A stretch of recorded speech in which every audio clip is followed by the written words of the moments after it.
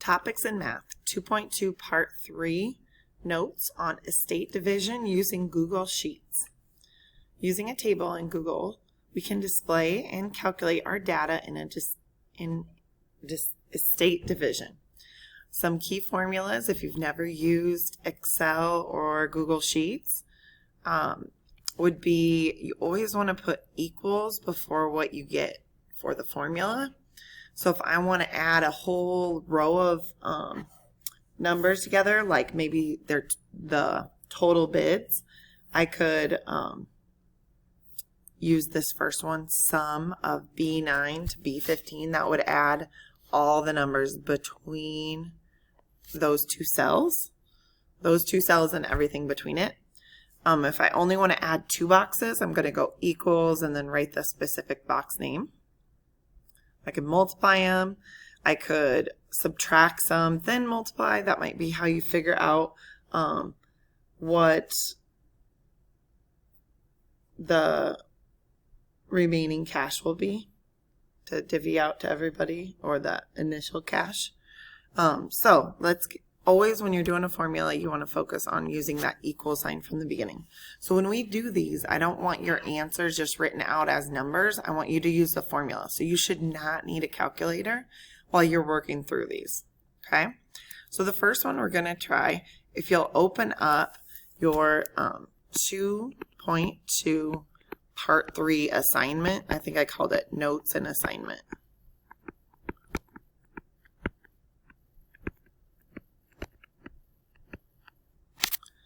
And it has this example where you have Amy, Bart, and Carol. The estate was divided between, and the items up for value are painting, a motorcycle, and tickets. And then also there's some cash left over. Okay, so again, let's go ahead and open this up if you haven't already.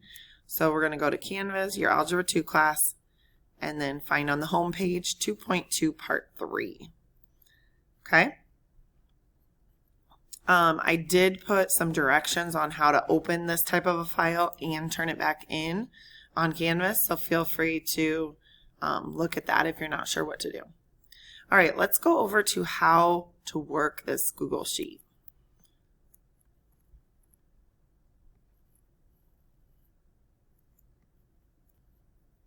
All right, here's our Google Sheet. Again, 2.2 Part 3. Mine says answers because I edited a different one than you're going to have. All right, so there are 5 problems total. So if you look at the bottom, the first one we're going to do is the example, and then there's 4 more examples.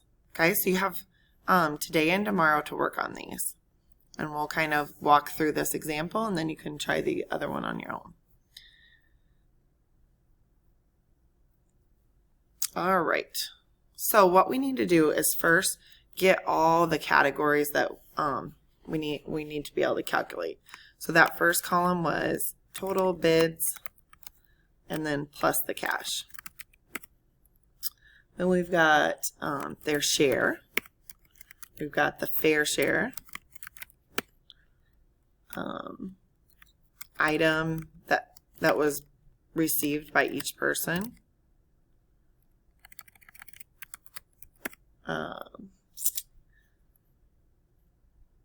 And the value. We'll just say item received and the value. You've got the initial cash, remaining cash, and then finally the total settlement. All right, so how are we going to calculate these items? So the first thing we need to do is figure out Amy's. I'll write Amy, Bart, and Carol. Figure out Amy's total bids plus cash. So what we need to do, we're going to put that equation here, equals sum, and then if you put a parenthesis, that will start what you want the sum of between. So now I just clicked on the wrong cell. That's not what I want here. I was trying to get rid of this so you could see what I was looking at. So Amy's total bids is in this column. So I want to go sum of B5 all the way down to B8. And I believe you can select it by using your mouse. Yep, like that. Or I can just type it out. sum of B5 to B8. Now, if I just wanted B5 and B8, I wouldn't need to put the word sum. I could just put equals B5 plus B8, or I think you can put a comma also. But yeah, B5 and B8, that will add up the sum of those. But if I want the sum of the whole column, I need to put the colon there. All right, now you can actually, once you get really good at Word and Excel, there's a lot of shortcut keys. So if I wanted to use the same formula for Bart and Carol, I could just highlight these, and then if you want to fill it to the right, you can click Control R, or there's probably another something at the heading, but if I wanted to just go Control R, it will know to use the same formula for Bart's column and for Carol's column. If I don't want to use that, no problem. I could just come up here and go equals sum of I'm on C now, C5 to C8. And then it will highlight what it's adding for you.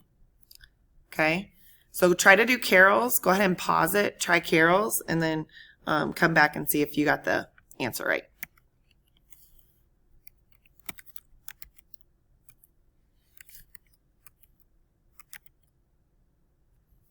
All right, should have been sum of D5 to D8. Okay, next thing, we need to figure out their share. Now this one, the directions are kind of vague. The next four, the directions are very clear. But, so this one, the heirs will split their estates evenly. Number two, they will split their shares by a percentage. So this is where you want to figure out what you're multiplying by to figure out that share. Okay, so this time their share, we're splitting it evenly between these three people. So Amy's share, you could do like 1/3, but I wasn't able to get that to come up in the formula. So I'm going to do 0. And then just do 333. Like if you only do 3-3, it's going to get our answer off a little bit. So I'm just going to do a whole bunch of 3s. And then how I just got them to copy real quick, I just went Control C, copy, and then Control V. Okay, so for fair share, we don't want to just type in like equals 11,500 times 0.33. We want to pull up this, we want to have the Excel sheet, the Google sheet here, calculate it for us. So for our fair share, we're going to say that we want the spot B11 to be multiplied by B12. Okay, and that will get us that value. We'll change these numbers to money here in a little bit, but for now we'll just leave it like that so that it's as close to accurate as we can get. Okay, again, to get that same formula, you can go Control, Control, and then plus R. That will make the formula go all the way to the right, however far you want it to go. So if I did Control R, it will automatically use the same formula, but for each different column. Okay, again, if you don't want to do that, you can just say equals, I want C11 times C12. Okay, and then you can do Carol's.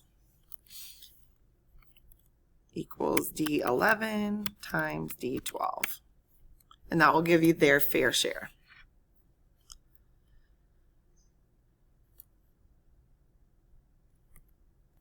Notice this time I have the actual formulas up there, so that's what I'll be looking at when I check your assignment. I want to see that you're using formulas. Now ours may not be the same exact, depending how many spaces we have, so I will look at your numbers and make sure your formula is right. So if you want to make sure you have formulas, that was under View. So you can either view Show Formulas. If I take that away, it will show me the answers. All right, items received. So the first item received is going to be the fact that the painting would go to Bart, and the motorcycle would go to Amy since she had the highest bid, and the tickets would also go to Amy. So she actually has 4,000 plus 500. You could do that one in your head, but I went ahead and wrote it out. Okay, so that means Carol was left with nothing. So she didn't have the highest bid on anything, so hers is going to stay at 0. All right, so their initial cash, we're going to take that fair share minus the items received. Okay, so we're going to go equals B13 minus B14. So that one's a negative amount. That's fine. So again, you can go Control R to get the other columns, or you can just do their own formula. So again, it was equals Bart's share, fair share, was in the column C13, the cell C13 minus C14. Okay, and finally Carol's was D13 minus D14. All right, so remaining cash. So I'm going to kind of do this over here, cash. So we need to take that $5,000 minus, and then I'm going to write each person's initial cash. So I'm going to go, let's see, I'm going to go equals $5,000 minus B15 minus C15 minus D15. So that's going to be the remaining cash, but then we need to divide that by, oops, their fair share.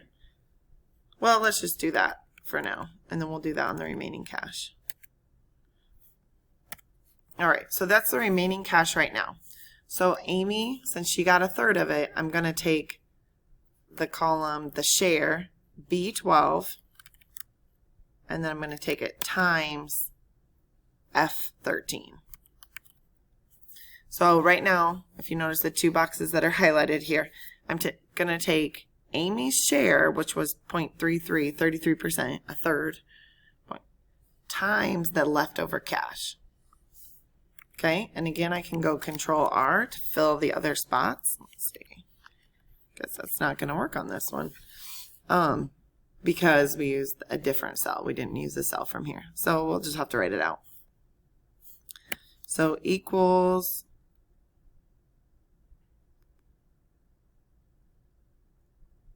Bart's share, which was C12, and then times F13. Don't need my parentheses. There we go. And then Carol's share was the same, right? So it's going to be D12 times F13. So the only, when it would be a different remaining cash amount for each person would be when